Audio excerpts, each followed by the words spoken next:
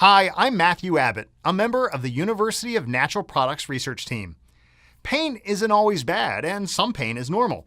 It tells the body there's a problem and can sound an alert to potentially life-threatening conditions. For example, if you cut yourself or break a bone, the body sends out pain signals telling you to seek treatment. If you didn't feel pain, you could fail to heal normally or even bleed to death. Imagine if your body failed to send out pain signals from a ruptured appendix or a heart attack.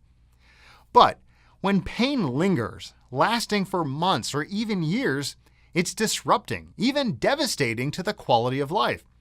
What's worse, it may have no apparent cause, making it frustrating and nearly impossible to treat.